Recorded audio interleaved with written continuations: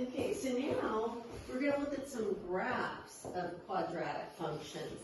And we're going to identify the vertex, the x-intercept, and the y-intercept. So the first question here is to find the vertex of the parabola. So that is going to be the maximum or the minimum, and the axis of symmetry goes through that. So the way you find the vertex, the easiest way is to say x equals negative b over 2a. We're lucky, this is already in standard form, right? So the a is 2, the b is 8, and the c is 12. So I'm going to say negative 8 over 2 times 2. So if I have a negative 8 over 4, that's a negative 2. So I know the x part of my point, right, my ordered pair is negative 2. Then it's going to have a positive y value because I'm here, okay, in the second quadrant.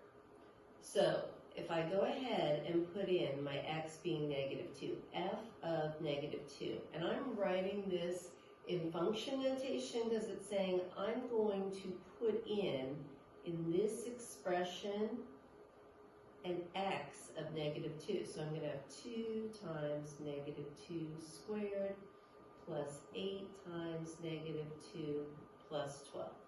So I'm going to have 2 times 4 plus the 8 times negative 2 plus 12. So I'm going to get 8 minus 16 plus 12. So 8 minus 16 is negative 8 plus 12 is going to be a 4. So that is why my value comes out to be negative 2, 4. So now the question here on 15 is to find the x and y-intercept. So this is my y-intercept, and these are my x-intercepts. So the x-intercepts are on my x-axis, the y-intercept is on my y-axis. So the y-intercept is the one where you know that x value is going to be 0.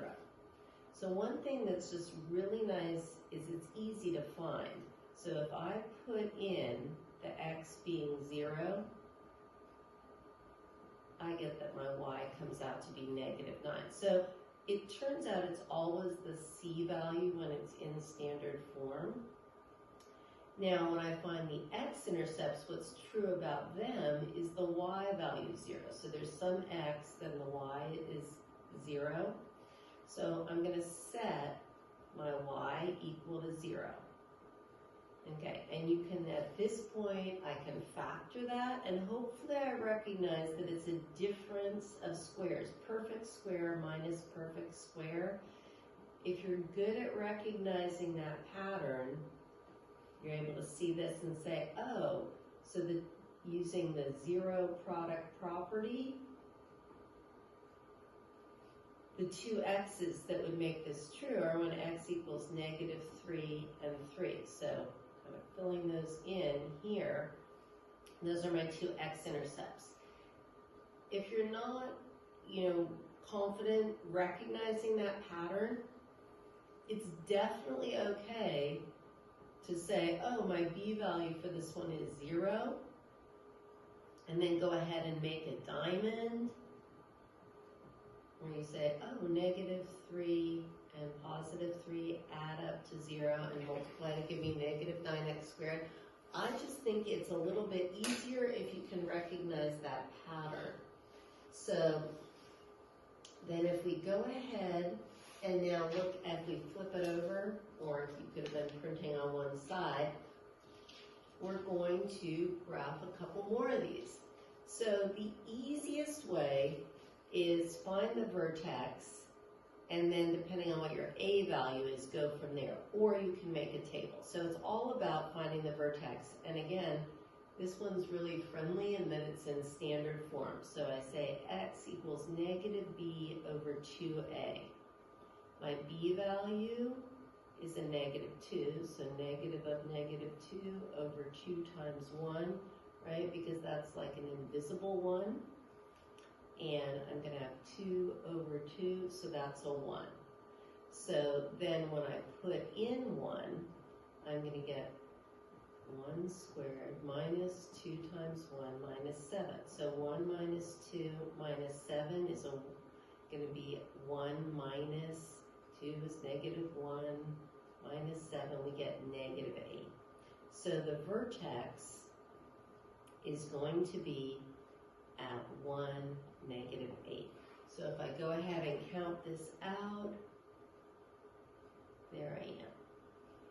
So if you want to do a table, this is going to be your middle value, and then you pick 2 x's that are smaller, 2 x's that are larger.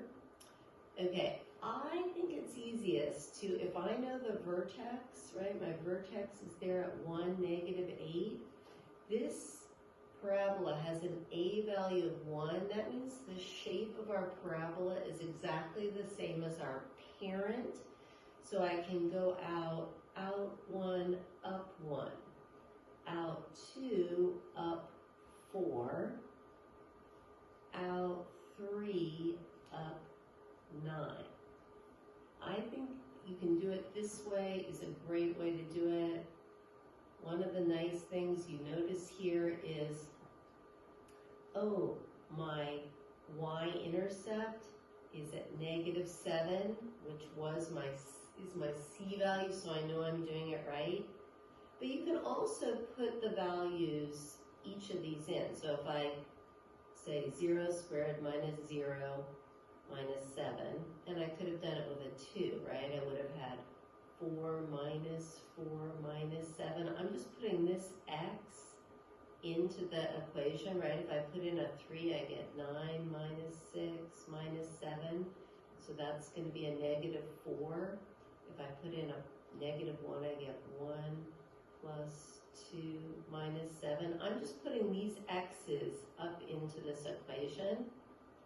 This is a 7.